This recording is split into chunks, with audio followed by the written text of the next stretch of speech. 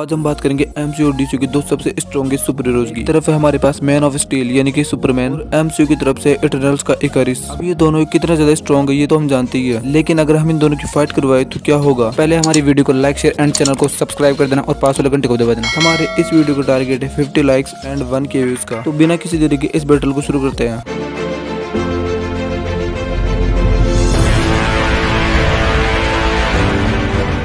तो सबसे पहले बात करते हैं सुपरमैन। इसके पास Superman strength, Superman durability, Superman reflexes, Superman speed, Superman agility, Superman durability, Superman stamina, super punches और हीट विजन, फ्रीज ब्रेक जैसी कई सारी पावर्स है। वहीं पर इकारिस के पास भी Superman durability, Superman speed, Superman stamina, Superman agility, Superman strength, super punches और हीट विजन जैसी कई पावर्स है। अब इस फाइट को पॉइंट्स के आधार पर शुरू करते हैं। पहला पॉइंट स्पीड का, जिसमें पहला राउंड रनिंग का एंड दूसरा राउंड रिफ्लेक्सिस का। अब इन दोनों राउंड्स में सुपरमैन फ्लैश को टक्कर देता है। ऐसा नहीं है कि इकारिस फास्ट नहीं है, इकारिस भी फास्ट है लेकिन सुपरमैन के मुकाबले बहुत कम है। यानी कि सुपरमैन रिफ्लेक्सिस और रनिंग का राउंड आराम से जीत जाएगा। थर्ड राउंड फ्लाइंग का है। इकारिस बहुत फास्ट फ्लाई करता है, ये हमने देखा है, लेकिन जब बात फ्लाइंग में सुपरमैन की आती है तो भैया इससे फास्ट इकारिस कभी नहीं हो सकता। और ये राउंड भी आराम से सुपरमैन जीत जाएगा, इसके कारण स्पीड का पॉइंट सुपरमैन जीत गया। सेकंड पॉइंट वेपन्स का है और इन दोनों के पास कोई भी वेपन नहीं है, जिसके कारण ये पॉइंट टाई होता है। थर्ड पॉइंट फाइटिंग स्किल्स का है और ये राउंड पर टाई होता है क्योंकि ये दोनों सुपर हीरोज एक दूसरे पर सीधा अटैक करने पर विश्वास रखते हैं, ना कि कोई निंजा टेक्निक करने पर विश्वास रखते हैं। फोर्थ पॉइंट एक्सपीरियंस का है। ये पॉइंट तो इकारिस जीत जाएगा क्योंकि उसके पास बैटल एक्सपीरियंस एंड एक्सपीरियंस दोनों बहुत ज्यादा सुपरमैन के मुकाबले में। फिफ्थ पॉइंट इंटेलेक्ट का है। किसी भी बैटल के दौरान ये दोनों सुपर हीरो एक दूसरे पर अटैक करने पर विश्वास रखते हैं, ना कि कोई प्लान बनाने में। लेकिन फिर भी इकारिस के पास थोड़ा दिमाग दिखाया गया है सुपरमैन की तुलना में, जिसका वो अच्छा यूज कर लेता है, जिसका जीता जागता सबूत है इटरनल्स को बेवकूफ बनाने वाला प्लान। और इसी कारण मैं ये पॉइंट इकारिस को दूंगा। सिक्स्थ पॉइंट एडवांटेज का है और मेरे अनुसार इन दोनों के पास ही कोई एडवांटेज नहीं है, जिसके कारण ये राउंड टाई हो जाएगा। सेवंथ पॉइंट ड्यूरेबिलिटी का है। हमारे प्यारे सुपरमैन के पास सुपरमैन ड्यूरेबिलिटी है। इस बंदे को छोटे मोटे हमलों से तो घंटा फर्क नहीं पड़ता है और ना ही इंसानों द्वारा बनाए गए हथियारों से फर्क पड़ता है। सुपरमैन आराम से जनरल जोड़ की पावरफुल पंचेस को सर्वाइव कर जाता है और जनरल जोड़ के हीट विजन को सर्वाइव कर देता है। और सुपरमैन आराम से डूम्सडे की पावरफुल पंचेस को सर्वाइव कर देता है और डूम्सडे की हीट विजन, जो कि सुपरमैन की हीट विजन से भी ज्यादा स्ट्रॉन्ग थी, उसका अटैक लगने के बाद भी इजीली सर्वाइव कर देता है। और हमारा सुपरमैन न्यूक्लियर मिसाइल के ब्लास्ट को भी सर्वाइव कर देता है, जो कि बहुत बड़ी फीट है। अब बात करते हैं इकारिस की और इसके पास भी सुपरमैन ड्यूरेबिलिटी है। ये आराम से डेविएंट्स के पावरफुल अटैक्स को सर्वाइव कर चुका है। एक साथ तीन इटरनल्स जैसे कि मकारी, फेस्टोस, थीना, तीनों की पावरफुल हम लोग को एक साथ सर्वाइव कर देता है, जो कि बहुत बड़ी बात है। और इसे भी छोटे मोटे वेपन से घंटा फर्क नहीं पड़ता है। इन दोनों की ड्यूरेबिलिटी बहुत ज्यादा हाई लेवल की है, लेकिन मेरे अनुसार सुपरमैन इस पॉइंट को जीतेगा क्योंकि उसकी ड्यूरेबिलिटी इकारिस से बहुत ज्यादा हाई लेवल की है, या फिर कहूं कि इकारिस की ड्यूरेबिलिटी की तुलना में बहुत ज्यादा अच्छी है। एट पॉइंट स्ट्रेंथ का है और सुपरमैन के पास सुपरमैन स्ट्रेंथ है। सुपरमैन एक ऐसी शिप को खींच चुका है जिसका वेट लगभग 600 टन बताया जाता है। ये स्टेफन वुल्फ को कुत्ते की तरफ मार चुका है, वो भी उठा कर मार चुका है, जो कि इसके अलावा पूरी जस्टिस लीग पर भारी पड़ रहा था। सुपरमैन आराम से डूम्सडे को उठाकर आसमान में ले जा चुका है। सुपरमैन अर्थ के टेक्टोनिक प्लेट्स को हिला चुका है और जस्टिस लीग की पूरी टीम को अकेला हरा चुका है, जो कि उसकी अब तक की सबसे बड़ी फीट है। वहीं पर इकारिस के पास भी सुपरमैन स्ट्रेंथ है। ये डेविएंट्स को अपने हाथों से फाड़ चुका है और अपनी हीट विजन से जला चुका है। डेविएंट्स को उठाकर फेंक चुका है, जो कि इसके लिए कोई बड़ी बात नहीं है। ये फेस्टोस, मकारी और थीना को एक साथ मिलकर हरा चुका है। सीधी सी बात तो ये है कि इटरनल्स की आधी टीम इससे लड़ने से डरती है। जो इससे फाइट करते हैं वो इससे कभी जीत नहीं पाते। इकारिस ने भी अच्छा इंप्रेस किया स्ट्रेंथ में, लेकिन उसकी स्ट्रेंथ कहीं पर भी मैच नहीं करती सुपरमैन से। और सीधी सी बात ये है कि सुपरमैन की स्ट्रेंथ बहुत ज्यादा हाई लेवल की है इकारिस के मुकाबले में। इसी कारण मैं ये पॉइंट सुपरमैन को देता हूँ। नाइन्थ पॉइंट स्टेमिना का है। इन दोनों सुपर हीरोज के पास सुपरमैन स्टेमिना है। इन दोनों सुपर हीरोज को हाँपते हुए, थकते हुए बहुत कम दिखाया गया है और इसे देखते हुए इस पॉइंट को टाई कर देना चाहिए, लेकिन सुपरमैन का स्टेमिना अच्छा दिखाया गया है इकारिस। इसी कारण मैं ये पॉइंट इकारिस को न देकर सुपरमैन को दूंगा। 10th पॉइंट वीकनेस का है। अब हमारे इकारिस के पास तो कोई बड़ी और छोटी दोनों ही वीकनेस नहीं है, लेकिन हमारे सुपरमैन के पास वीकनेस है। हमारा सुपरमैन क्रिप्टोनाइट के सामने बहुत ज्यादा वीक हो जाता है और अगर गलती से भी इकारिस को क्रिप्टोनाइट मिल जाता है सुपरमैन को फाड़ कर रख देगा। इसी कारण मैं ये पॉइंट इकारिस को दूंगा। फाइनली अब सभी पॉइंट्स खत्म हो चुके हैं। हमारे सुपरमैन के पास है 4 पॉइंट्स एंड इकारिस के पास है 3 पॉइंट्स, यानी कि पॉइंट्स के आधार पर एमसीयू और डीसीयू में सुपरमैन की फाइट जीत जाएगा। लेकिन अभी भी ये फाइट बाकी है। इस बैटल को हम कुछ पॉसिबिलिटीज के आधार पर देखेंगे। पॉसिबिलिटी नंबर 1, अगर ये फाइट अर्थ पर या किसी अदर प्लेनेट पर रात में होती है तो इकारिस के जीतने के चांस सिर्फ 30% होंगे और सुपरमैन के जीतने के चांस 70% होंगे। देखो, रात होने से सुपरमैन की बैटरी तो लो होने से रही, क्योंकि सुपरमैन के पास पावर्स तो उतनी है जितनी की दिन में थी। हाँ, बस फर्क इतना है कि सुपरमैन की पावर्स रात में बढ़ेगी नहीं। लेकिन आपको याद होना चाहिए कि सुपरमैन ने डूम्सडे को रात के टाइम में हराया था और यहाँ पर तो उसके सामने इकारिस है।